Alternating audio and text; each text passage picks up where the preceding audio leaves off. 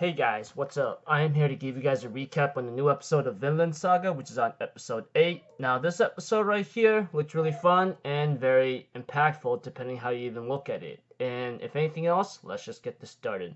We have to it that Ashalad and everyone else in his crew arrive on a certain village that they are very well acquainted with.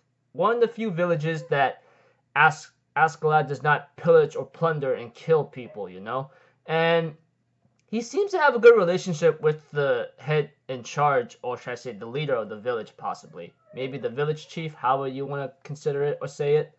But aside from that, he does have his duel with Thorfinn, and of course, it looked like Thorfinn improved greatly compared to last time when he was a little kid.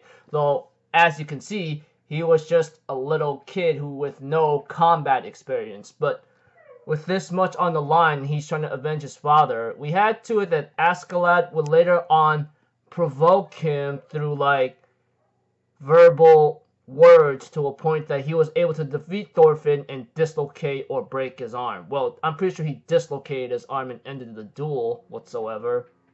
And looks like everyone is just relaxing after their treasure hunting and working with everyone else all together, and nothing much has happened this episode, but with Askeladd actually talking to someone and telling that person, I don't think that kid realizes yet, but everyone is a slave to something. And I'm thinking in my mind, this is mostly true in the world. And it reminds me too much of Kenny Ackerman. I mean, if you guys, a little minor spoiler alert from Attack on Titan, that reference was taken from Askeladd himself and put it in there. I mean, I just realized it now since Vinland Saga got it first. But aside from that, being off topic, Thorfinn would later on have a hallucination of his father talking to him, and his father would later on remind him that you have no enemies. Nobody has enemies, which is partly true depending how you even look at it. I mean, either you make enemies or you don't. It could come many ways. But aside from that, Thorfinn would later on talk to a slave girl or something who was that of a noble family, but was eventually bought and abused, and was trying to give Thorfinn some food, and ends up talking to him about him being a slave or something. But Thorfinn tells her that he's a warrior. He does whatever he wants and he eats whatever he wants. And she even tells him, "Well, you don't remind me too much of how." You remind me a little bit to myself.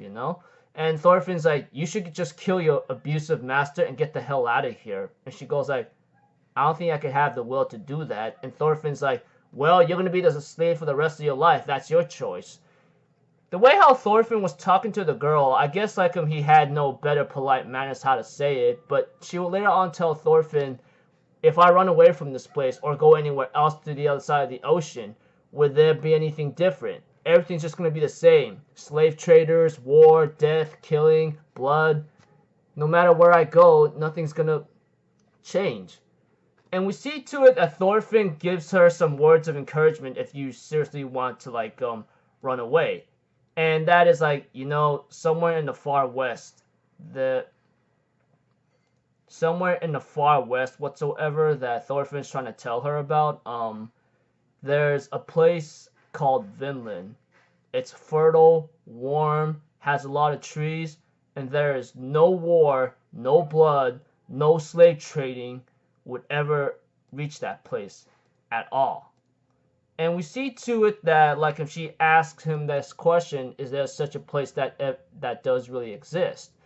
And that's very questionable because she doesn't know this place, and Thorfinn can't really give her the proper answer due to the fact that he may not know or doesn't know if it still exists there.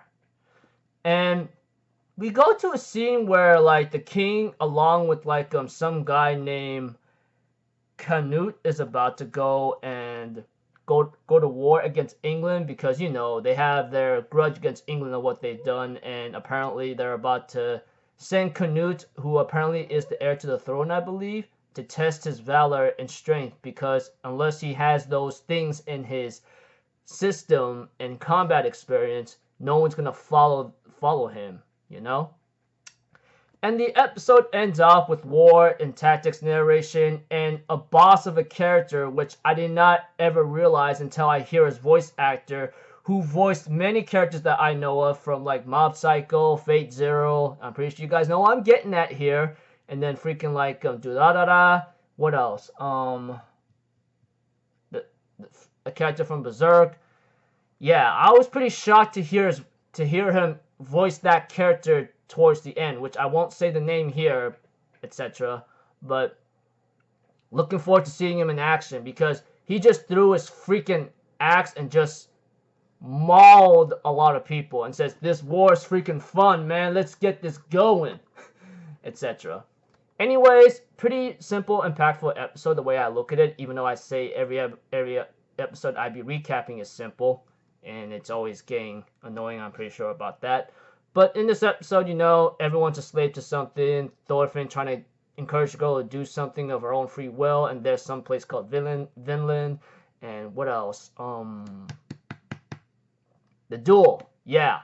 Askeladd provoking Thorfinn through the means of words, which really contributed to Thorfinn's loss. I mean, like, attacking mentally is enough to, like, get the person to, like, drop their guard and to make them fight sloppy. Pretty hectic right there, aside from that.